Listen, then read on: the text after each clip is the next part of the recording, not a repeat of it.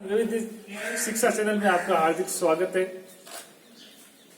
आज हम मेवाड़ के इतिहास के बारे में आज हम अध्ययन करेंगे। मेवाड़ जो वंश था, उस वंश का जो संस्थापक था वो था गुआदित्य, एक प्रतापी शासक हुआ था और गुहिल वंश की स्थापना की थी मेवाड़ के अंदर। और मेवाड़ है तो वर्तमान चित्तौड़ दुर्ग है। चित्तौड़ दुर्ग के जो प्रमुख शासक थे राहुल रतन सिंह, आज हम उनके बारे में विस्तार से अध्ययन करेंगे। राहुल रतन सिंह थे, उनके पिता का नाम था समर सिंह।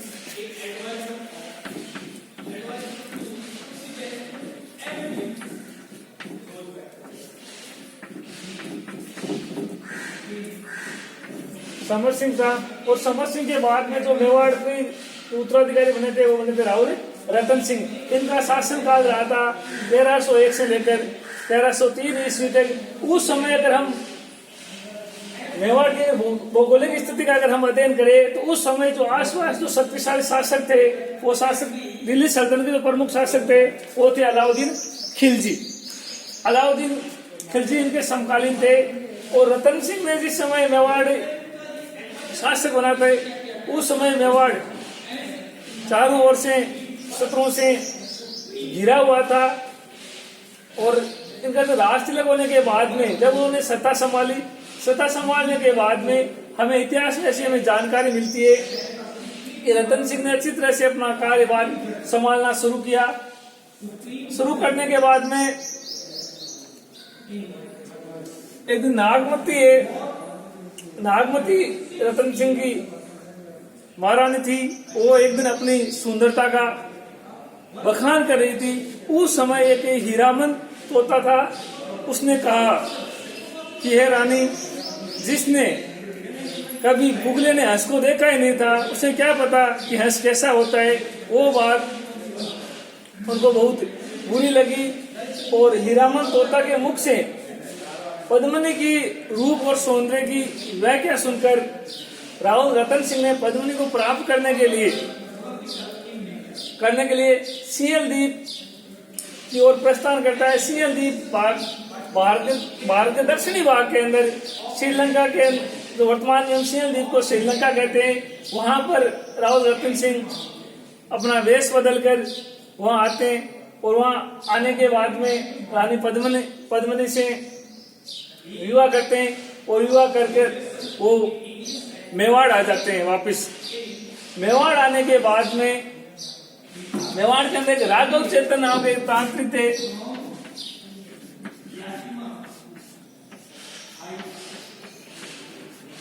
राघव चेतन, उनके और एक दिन राहुल रतन सिंह के बीच के अंदर मनमुटाव हो जाता है और राहुल रतन सिंह राघव चेतन को वहां से देश निकाला दे देते हैं। और राघव चेतन सीधा जाकर अलाउद्दीन खिलजी के पास चला जाता है।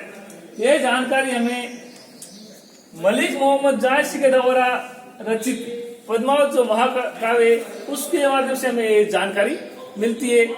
मलिक मोहम्मद जायसी ने जो पद्मावत महाकाव्य लिखा था, ये शेरशाह सूरी के समय 1540 ईस्वी के अंदर उन्होंने ये महाकाव्य लिखा। और इस महाकाव्य के अंदर जो अलाउद्दीन खिलजी का जो मेवाड़ जो आक्रमण का जो प्रमुख उद्देश्य बताते हैं, ये कहते हैं पद्मिनी को प्राप्त करने के लिए उन्होंने अलाउद्दीन खिलजी ने मेवाड़ पर आक्रमण किया।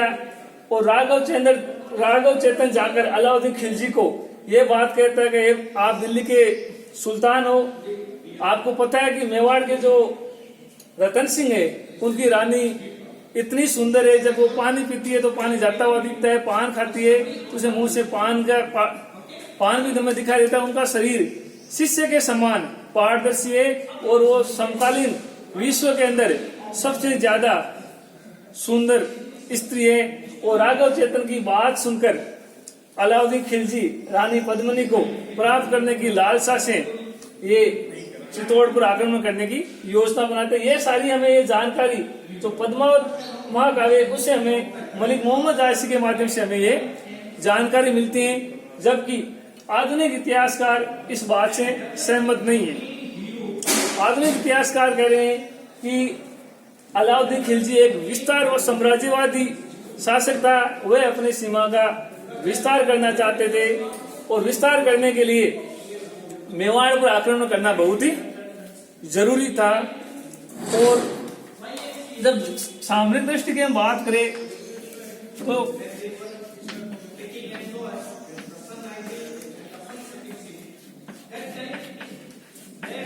मेवाड़ और दिल्ली से गुजरात जाने का जो रास्ता था वो मेवाड़ होकर जाता था। इसलिए अगर अलाउद्दीन खिलजी की अगर सेना अगर मेवाड़ होकर अगर गुजरात जाए तो उस समय रतन सिंह उसे कर लेता था। इस कारण भी रतन सिंह और अलाउद्दीन खिलजी के बीच के अंदर आपस में संघर्ष होना अति आवश्यक हो गया था। अलाउद्दीन खिलजी रणथंबोर दुर्ग को प्राप्त करने के बाद में उसका जो अगला कदम था वो कदम चित्तौड़ दुर्ग को प्राप्त करना था। और ये बात जब अलाउद्दीन खिलजी विशाल चित्तौड़ दुर्ग पर आता है और चित्तौड़ दुर्ग पर आकर रतन सिंह को ये कहता है कि मैं आपकी जो रूपवती सुंदर रानी है उसका मैं दर्शन करना चाहता हूँ। तो रतन सिंह ये कहता है कि मैं उसके दर्शन नहीं कर सकते आप। तो रतन सिंह ने अलाउद्दीन खिलजी ने ये कहा कि आप मुझे उसकी परछाई दिखा दीजिए। तब रतन सिंह इस बात के लिए राजी हो जाता है कि मैं ये महल में चढ़ते वक्त मैं आपको शीशे के अंदर उसकी परछाई दिखा सकता हूँ। और अलाउद्दीन खिलजी इस बात को मान लेता है।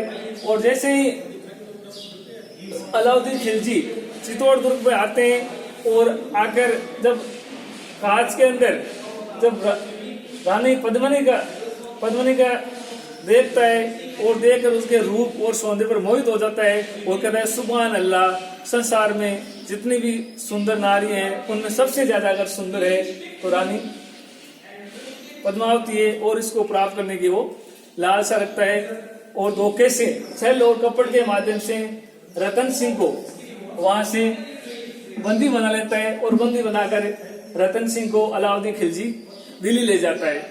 और दिल्ली ले जाने के बाद के अंदर उसे पद्मिनी से विवाह करने का वो प्रस्ताव रखता है। और कुछ समय के बाद के अंदर अलाउद्दीन खिलजी मेवाड़ पत्र भेजता है और ये अपनी इच्छा जताता है कि मैं पद्मावती से विवाह करना चाहता हूं। तो रानी पद्मावती ने भी उस पत्र का कोई संतोषजनक उत्तर नहीं दिया और वापस उस पत्र को दिल्ली भेज दिया गया। कुछ समय बीतने के बाद के अंदर जब मेवाड़ के जो प्रमुख सामंत थे वो ये चाहते थे रतन सिंह को किसी प्रकार से दिल्ली से कैद से छुड़ाकर वापस मेवाड़ लाया जाए। इसलिए उन्होंने रानी पद्मिनी और गोरा और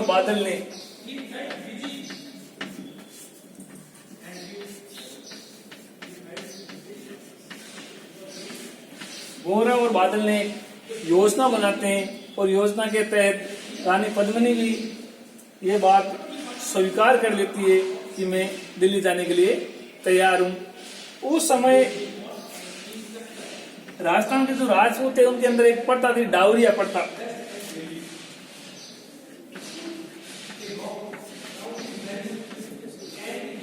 डावरिया प्रथा के समय ये प्रथा ये थी कि जब किसी राजकुमार की विवाह होती है उस समय कन्याओं को साथ कार्य करने के लिए उनको रानी के साथ भेजते थे। और रानी पद्मिनी ने ये मांग की थी कि मैं दिल्ली तो आ जाऊंगी मगर मेरे साथ 1600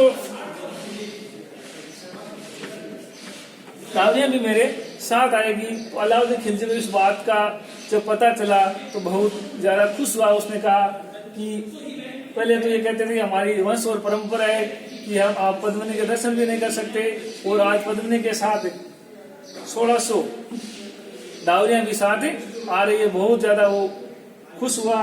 और गोरा और बादल और पद्मिनी 1600 वीर योद्धाओं के साथ दिल्ली से पालकियां आई थी और 1600 वीर योद्धाओं के साथ स्त्रियों के वेश के अंदर ये योद्धा दिल्ली की ओर चल पड़े। जब इस बात की सूचना रतन सिंह को लगी तो रतन सिंह बहुत क्रोधित हुआ और पद्मिनी ने जाते ही कहा कि मैं एक बार मेरे स्वामी रतन सिंह से मैं दर्शन करना चाहती हूँ। और जिसी प्रकार यह रतन सिंह और पद्मिनी के बीच वार्तालाप होती है और वहां से रतन सिंह पद्मिनी को अपने घोड़े पे बैठा कर वापिस मेवाड़ आ जाता है। इस बात का जब अलाउद्दीन खिलजी को पता चलता है तो बहुत ज्यादा वो क्रोधित होता है और गोरा और बादल के नेतृत्व के अंदर 1600 वीर योद्धाओं के साथ गोरा और बादल अलाउद्दीन खिलजी की सेना के साथ लड़ते हुए वीर गति को प्राप्त हो जाते हैं।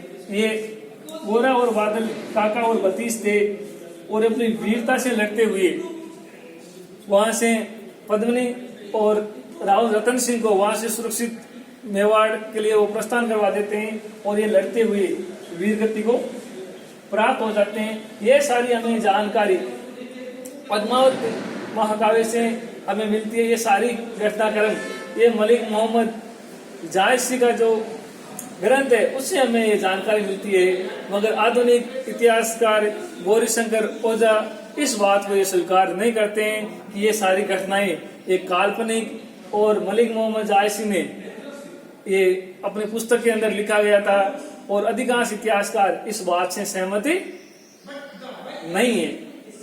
और यहाँ की परीक्षा की दृष्टि से अगर पूछा जाए कि रतन सिंह की पत्नी का क्या नाम था तो अगर होता है तो पद्मिनी नाम था और पूछते हैं पद्मावत महाकाव्य के अनुसार रतन सिंह की पत्नी का क्या नाम था तो आप लिखना है पद्मावती नाम था।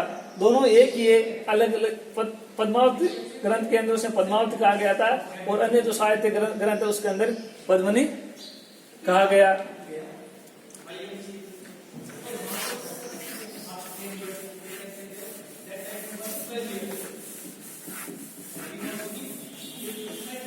फिर ये अलाउद्दीन खिलजी पद्मिनी को प्राप्त करने के उद्देश्य से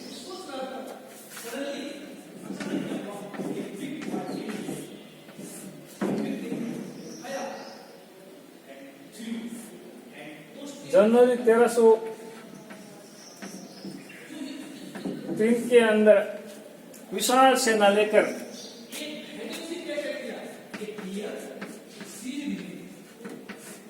मेवाड़ की ओर कुछ करता है। कुछ करने के बाद में जो चित्तौड़गढ़ दुर्ग है उसके चारों ओर घेरा डालता है और 6 महीने तक विशाल घेरा डाले रखता है और कहते हैं कि दुर्ग के अंदर अन्न और जल की कमी आने के कारण रतन सिंह ने अपने सैनिकों के साथ केसरिया करते हैं।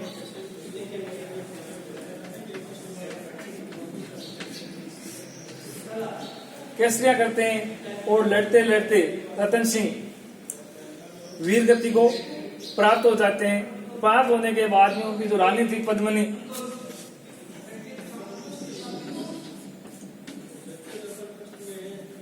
के नेतृत्व के अंदर मेवाड़ का प्रथम शाखा होता है।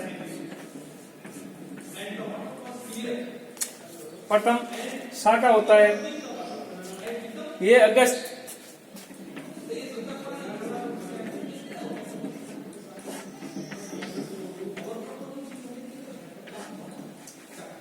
1303 में होता है। पद्मिनी के साथ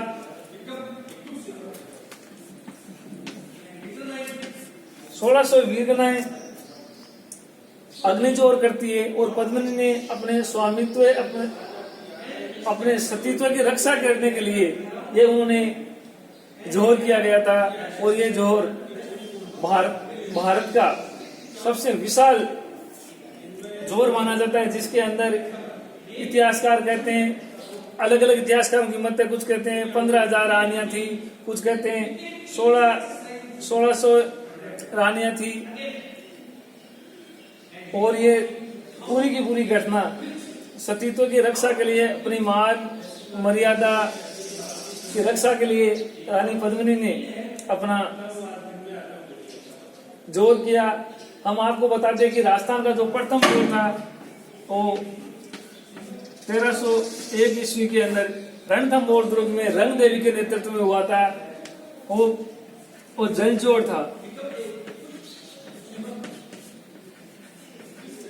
और ये हुआ था 1303 वाला जो पद्मिनी के नेतृत्व के अंदर ये अग्नि जोड़ था। ये था पूरा मेवाड़ की जो पद्मिनी और राहुल रतन सिंह के बारे में जो संपूर्ण जानकारी, राहुल रतन सिंह का जो शासनकाल था वो 1301 से 1303 तक रहा था। प्रमुख कारण मलिक मोहम्मद जायसी का अगर माने तो पद्मावती को प्राप्त करने के लिए ये आक्रमण हुआ था और अंत में जाकर साम्राज्यवादी विस्तार की नीति से पालना करते हुए मेवाड़ पर आक्रमण किया और 1303 के अंदर अलाउद्दीन खिलजी ने मेवाड़ पर आक्रमण कर दिया और इसका जो शासक था खिजर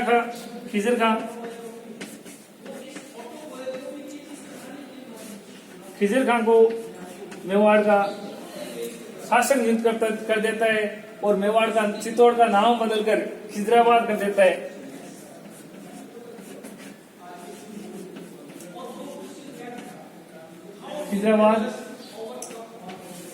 खिजराबाद कर देता है और उसके बाद के अंदर ये खिजर खान भी काफी समय के बाद में चित्तौड़ दुर्ग छोड़कर वहां से चला जाता है और वहां का जो शासक नियुक्त कर देता है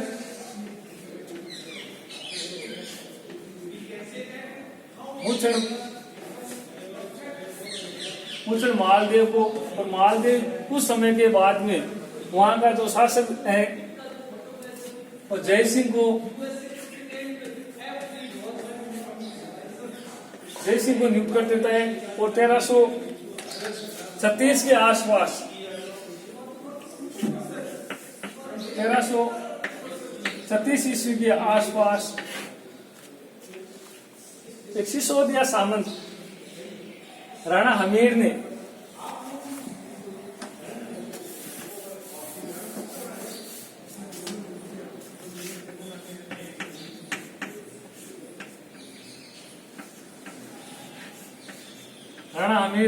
मेवाड़ के अंदर सिसोदिया वंश की